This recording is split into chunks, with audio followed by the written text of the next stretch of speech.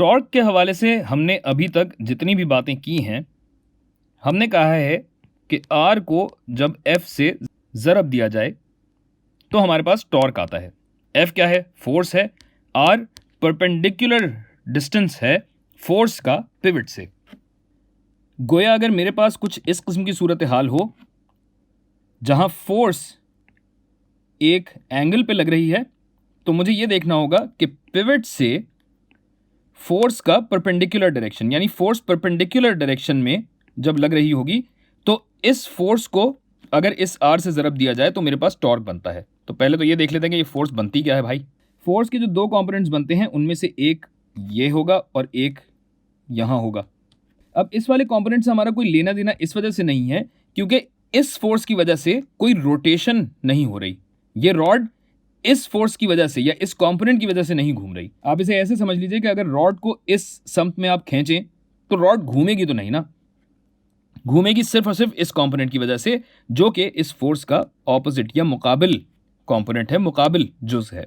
गोया ये बनेगा एफ का sign component, sine pi by 3।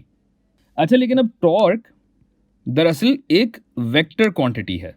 अगर वेक्टर क्वांटिटी है तो जाहिर है इसमें समत का ख्याल हमें रखना पड़ेगा, और ये वेक्टर क्वांटिटी आर वेक्टर और फोर्स के वेक्टर का प्रोडक्ट होती है।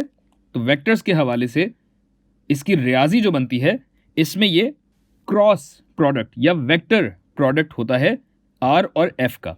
जबकि ये जो हम कैलकुलेट करते हैं, जाहिर हम फिजिक्स पढ़ रहे हैं, मैथ नहीं पढ़ रहे, तो यहाँ अपनी आसानी के लिए हम कह देते हैं कि अच्छा भाई टॉर्क अगर हमें कैलकुलेट करना हो, लेकिन ये टॉर्क दरअसल जो हम निकालते हैं ये मैग्नीट्यूड होता है टॉर्क का, कदरे मुतलक, यानी हम सिर्फ और सिर्फ टॉर्क का हजम निकालते हैं इस तरह। तो यहाँ जब टॉर्क का हजम हमें निकालना है और फोर्स एक एंगल पे लग रही है, तो आपको बताया जा चुका है कि आपको आर वेक्टर लेना होगा।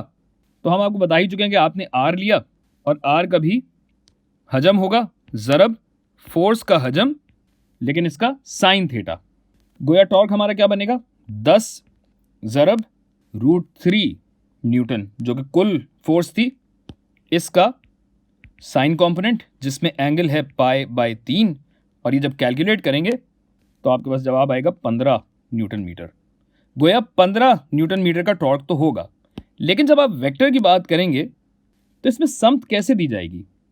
आर का वेक्टर आप ले लेंगे ज़रब एफ का वेक्टर, जो कि दरअसल बनेगा ये हजम और इसका साइन थीटा। और टॉर्क की समत कैसे बताएंगे? टॉर्क की समत बताने के लिए आपको इस पूरी चीज़ को ज़रब देना होता है एन कैप से, जो कि यूनिट वेक्टर है नॉर्मल डायरेक्शन में। अब नॉर्मल डायरेक्शन का मतलब क्या है कि जिस प्लेन में ये फोर्स और ये डिस्टेंस पाए जाते हैं, इसके परपेंडिकुलर समत में, यानी अगर मैं ऐसे दिखाऊं, या तो स्क्रीन के अंदर हमारा टॉर्क जा रहा होगा या स्क्रीन के बाहर टॉर्क आ रहा होगा। तो अब इसका कैसे फैसला किया जाए कि टॉर्क ऊपर की तरफ, तो इसका कैसे फैसला किया जाए कि टॉर्क की समत क्या होगी? इसके लिए हम लगाते हैं राइट हैंड ग्रिप रूल। अपना दायां हाथ लीजिए, जो आर का वेक्टर है, आर की समत में अपना हाथ खोलिए, उंगलियां आपकी आर की समत में होंगी और अंगूठा आपका बाहर की तरफ होगा। अब फोर्स की समत में अपनी इन उंगलियों को घुमा लीजिए और मुट्ठी बना लीजिए, लेकिन अंगूठा बाहर रखिएगा। तो आपको पता लगेगा कि ये अंगूठा जिस समत में है ये टॉर्क की समत होगी, टॉर्क की डायरेक्शन होगी। तो इस केस में ये जो प्लेन है, यानी ये कागज़ जो आपको नज़र आ रहा है, इस कागज़ से बाहर की तरफ आपका टॉर्क निकल रहा होगा। या फ़र्ज़ कीजिए अगर ये फोर्स ना होती, फोर्स की ये वाली समत होती, तो क्या होता भाई?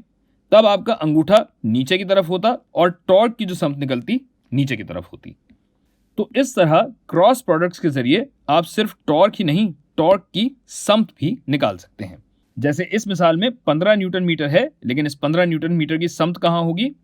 कागज़ से बाहर की तरफ या स्क्रीन से बाहर की तरफ, आपकी तरफ समत होगी टॉर्क की।